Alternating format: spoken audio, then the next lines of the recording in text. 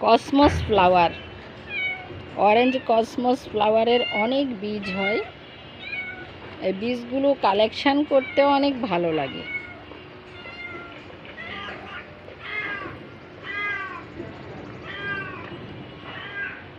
ধরতে না ধরতেই ঝরে পড়ে যায়।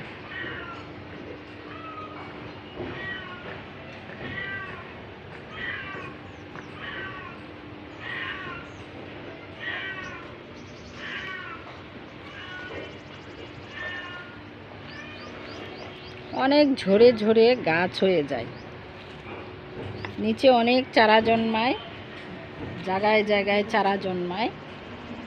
ফুলটি অসংখ্য ফুটে এবং অনেক বীজ হয়।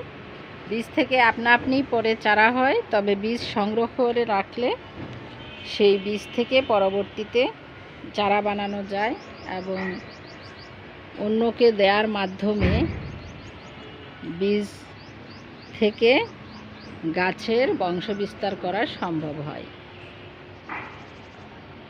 এই বীজগুলোকে নিয়ে আমি পলিথিনে রেখে দিই। যে পলিতে রেখেছি প্রচুর বীজ, প্রচুর বীজ। কত যে ঝরে যায় আর কত যে রাখি তার কোনোই ঠিক নাই। এভাবে বীজ সংগ্রহ করে রাখুন এবং বংশবিস্তার